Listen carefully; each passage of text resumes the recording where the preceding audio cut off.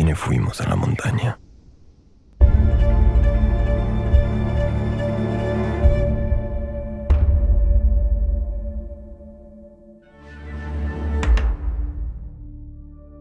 Luego de ser aclamada en el Festival de Venecia y ser candidata a mejor película votada por el público en el Festival de San Sebastián, La Sociedad de la Nieve ha comenzado su carrera al Oscar, podríamos decir, luego de haber sido designada para representar a España por la Academia del Cine de ese país. Y nosotros tenemos el gusto ahora de conversar con nuestro compañero, nuestro amigo, columnista de Contraviento, además, Pablo Bierzi, productor asociado de la película, autor del libro original sobre la que la misma se basa y además con tareas de apoyo en el desarrollo del guión. ¿Qué tal, Pablo? ¿Cómo estás? Un gusto, Graciano, y un gusto estar en Contraviento, que fue una iniciativa que para mí fue maravillosa porque surgió en el medio de la pandemia. Creo que fue una cuestión, fue algo colectivo, pero creo que Graciano se lo puso al hombro. Me acuerdo que bromeábamos en el principio de la pandemia, que yo le decía una broma que a él le gustó, que decía el multimedio Graciano, porque me parecía clave que estaba faltando una especie de mirada externa, novedosa.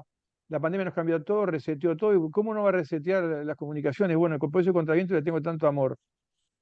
Bueno, en nuestra casa en la edad adulta, digamos, en la edad madura, Pablo, y la verdad que bueno, nos hicimos en una redacción, tecleando la máquina de escribir en todos los géneros que uno podía incursionar, creo que todos nos sentíamos muy bien. Pablo, no, iba a decir estos meses, en realidad debería decir estos años han sido realmente removedores para tu vida, tu familia y para muchísima gente que está vinculada o estuvo y lo estará en la realidad o sentimentalmente con la tragedia o el milagro de los Andes. Eh, Esta película, que va camino al Oscar, se basa en tu libro, La Sociedad de la Nieve. Un libro que ¿cuántas ediciones tiene ya, Pablo?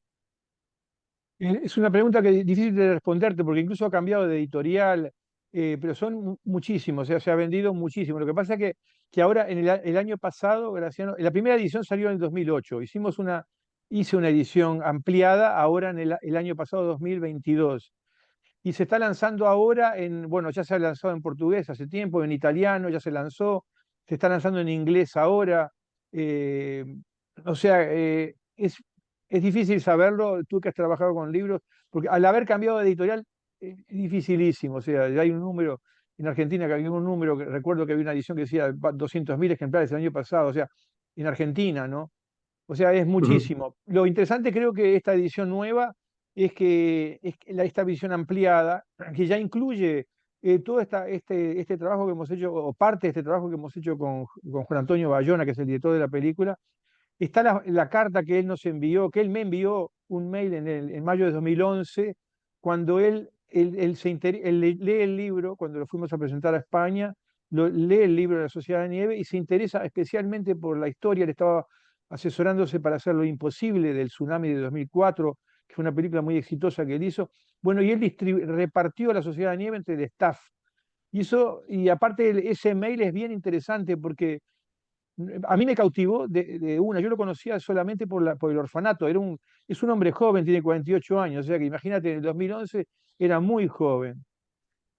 Pero nos cautivó y a partir de ahí hicimos un vínculo, nos conocimos, empezamos a trabajar en el 2016, nos conocimos en esa época y a partir de entonces somos no solo amigos, sino compañeros en este caso de esta aventura que ha sido, tú un poco lo dijiste, Graciano, ha sido increíblemente sacrificada para los que hemos trabajado, ¿no? No estamos hablando de lo que pasó en el 72, de la recreación de la película. Ha sido increíblemente sacrificada y a la vez increíblemente gloriosa.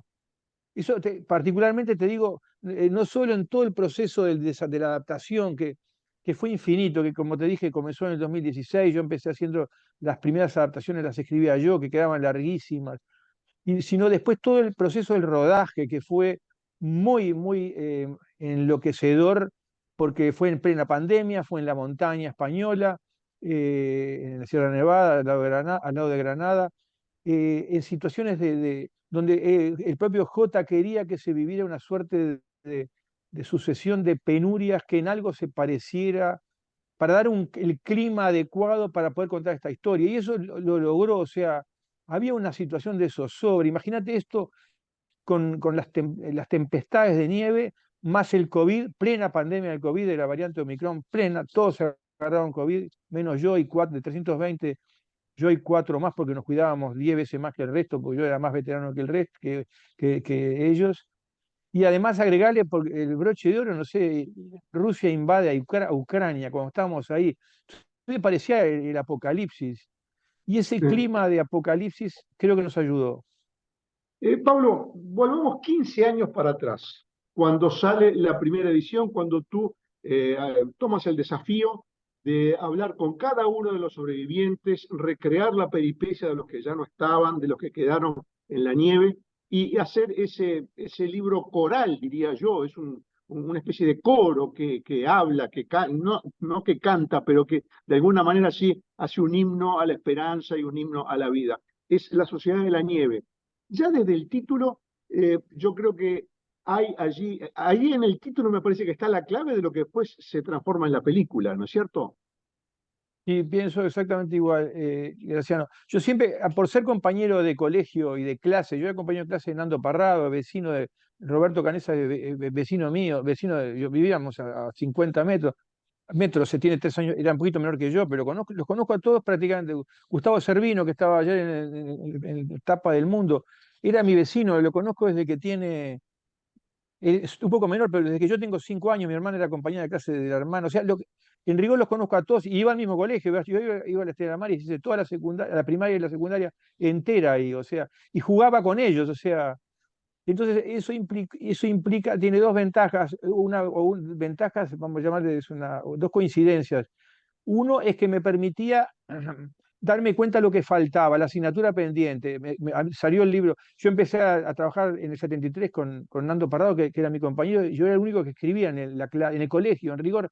Era un colegio solo de varones, Graciano, de hermanos irlandeses, muy rudo, a mí me fascinaba, pero muy rudo. No estaba del todo bien visto escribir, no era la apoteosis, no era que le gustara la pluma, no era, pero como a la vez jugaba al rugby, no había bullying, por llamarle con términos de hoy. Entonces cuando llega Nando, cuando llega de los Andes, me pide que lo ayude y comienzo a ayudarlo en el 73, o sea, a principios del 73. Ahí se ve la necesidad de hacer un libro mucho más grande, yo tenía 22 años, Nando también. Un libro grande que evitara todos los infundios y las mentiras que se estaban propalando, que no había existido la luz, que es cualquier disparate, el amarillismo ante una situación tan rara. Imagínate si estaba pródigo. Y bueno, ahí vino ese libro grande que fue de un inglés que era hijado de Graham Greene, una cosa grande que opacara, necesario absolutamente, di un paso al costado, pero el tema me quedó ahí, viste cómo te quedan los temas a los que nos gusta escribir, que te quedan en el inconsciente golpeteando, ¿no? Y era una asignatura pendiente, porque digo, para mí era clarísimo desde ese momento, ¿quién otro podía contar la historia de los 45? No conocía a los tripulantes, pero conocía al resto. Los chiquines que se murieron a los 20 años. ¿Quién otro los conocía más que yo y además que le gustara escribir? O sea, había como una especie de asignatura pendiente que la tuve toda la vida, Graciano. Por eso en el 2003 ahí hizo una crónica muy larga para el suplemento que pasa del país, muy, muy larga. Ocupó todo el suplemento que se titulaba Nosotros, los otros. Y era el cuento desde el punto de vista de los muertos. O sea, yo dije, porque tenía, pero no fue no lo hice como ejercicio literario, lo hice como algo eh, psicológico de catarsis personal, te diría. Porque por eso que te decía, ¿quién habla en lugar de los chiquilines de mis compañeros que se murieron? Y Claro. esto que parece una cosa, porque uno dice, es una historia pequeña, son 45 personas hace 51 años, pero es como emblemático de la humanidad. Todos tenemos una suerte de circunstancias parecidas, asignaturas pendientes, injusticias tremendas, chiquilines que se mueren muy jóvenes, o lo que esta película plantea muy bien, el tema del héroe anónimo, o sea, no el héroe, el característico que se perfila por la épica y por el coraje y por la fortaleza, sino también el héroe que da todo y muere en la orilla. Eso es muy del ser humano y normalmente esas historias no se cuentan, esos nombres no se ¿Mm? recuerdan, esos nombres no se recuerdan. Y fíjate qué interesante, uno cambia el punto de vista y no es que estés cambiando la historia ocurrió como tal, pero si cambias el punto de vista a los efectos de los lectores o de los espectadores, iluminás zonas completamente nuevas que estaban a oscuras. Y Sí, eso es sí. muy apasionante y por eso la vigencia.